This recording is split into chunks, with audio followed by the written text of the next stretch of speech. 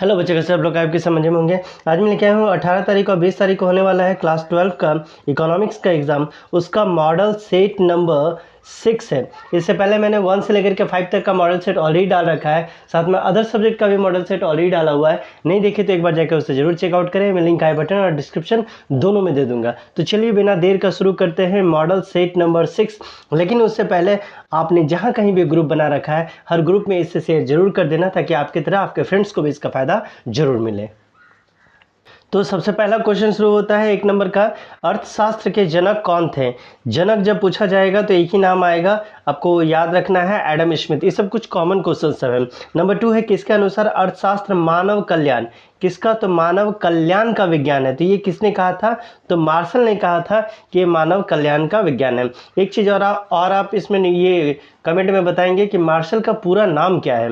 Number 3 है, निम्नलिखित में से कौन उत्पत्ति के साधन नहीं है? कौन सा उत्पत्ति के जो साधन है वो नहीं है? तो मुद्रा जो है वो उत्पत्ति के साधन में नहीं आते हैं।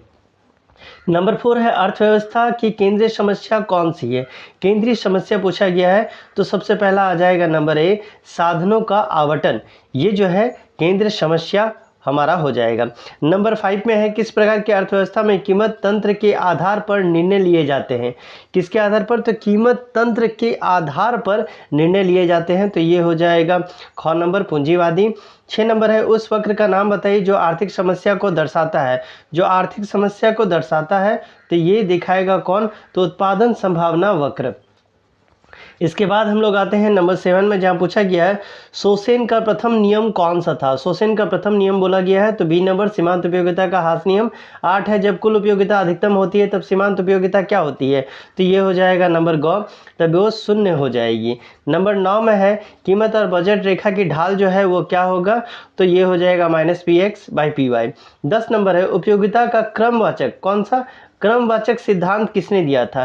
क्रमवाचक सिद्धांत जब पूछा जाएगा तो एक ही नाम याद रखना, आप हिग्स याद रखना या हिग्स एवं एलन, कभी कभी सिर्फ एक ही दिया रहता है। नंबर 11 में पूछा गया है, सीमांत उपयोगिता हास नियम के प्रतिपादक जो है वो कौन थे? तो ये हो जाएगा 1 नंबर, गोशेन थे।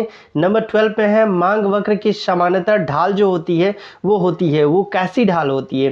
तो ये हो जाएगा बी नंबर, बाएं से दाएं की ओर होती है। इसके बाद आते हैं 13, जहां आपसे पूछा जा रहा है मूल्य वृद्धि से गिफिन वस्तुओं का मांग जो है वो क्या हो जाता है? तो 13 का क हो जाएगा, यानी ए नंबर बढ़ जाएगा। ये गिफिन वस्तु क्या है ये भी आप कमेंट में लिखेंगे। इसके बाद आते हैं 14, जहां पूछा जा रहा है मांग की कमी के क्या कारण थे? तो मांग की कमी का कारण हो जाएगा आय में कमी, क्रेताओं की संख्या में कमी, उपभोक्ताओं की रुचि में कमी। तो ये डी नंबर हो जाएगा। नंबर 15 है, मांग की लोच है। मांग की लोच जो है वो क्या है?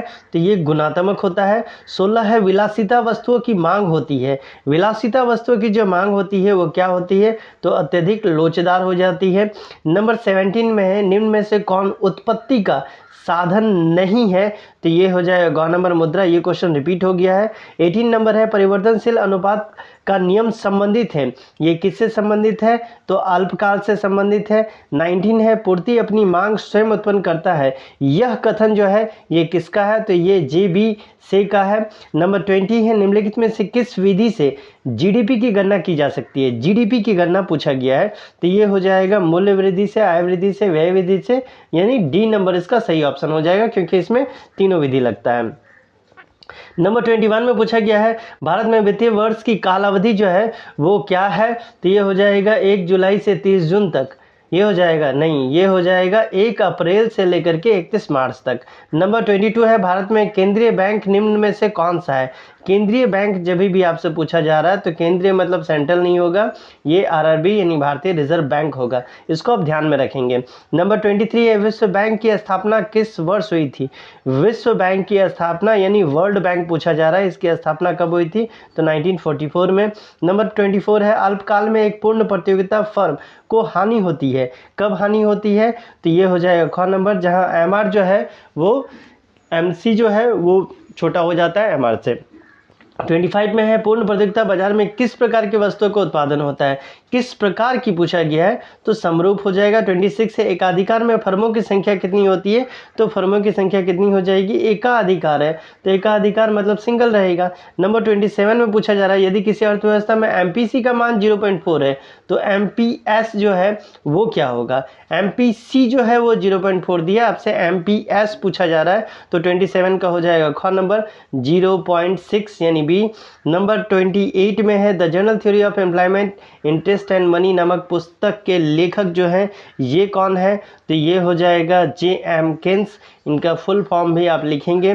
नंबर 29 है सन 2016 में विमुद्रीकरण में किस मूल्य का नोट बाजार प्रचलन से बाहर कर दिया गया, यानी कौन सा नोट था जिसको गायब कर दिया गया, तो 500 रुपया और 1000 रुपया जो है वो अचानक से गायब हो गया और ये अब विलुप्त के कगार पे आ गया है, यानी अब ये मिलता ही नहीं है। नंबर 30 में पूछा गया है निम्न में से कौन सा प्रत्यक्ष कर का एक उदाहरण है। प्रत्यक्ष कर बोला है, बोले तो डायरेक्ट टैक्स, तो ये हो जाएगा निगम कर, ये प्रत्यक्ष कर का एक उदाहरण है। ठीक है, तो ये था इसका सेट नंबर 6। सेट नंबर 5 तक का ऑलरेडी डाला हुआ है। आपको क्या करना है कि जहाँ कहीं भी आपने ग्रुप बना रखा है उस जगह आप उसको जरूर शेयर करें ताकि आपकी तरह आपके फ्रेंड्स को भी इसका फायदा मिलता रहे। चलिए मिलते हैं अगले वीडियो में, तब तक के लिए bye bye, take care and best of luck for your exam.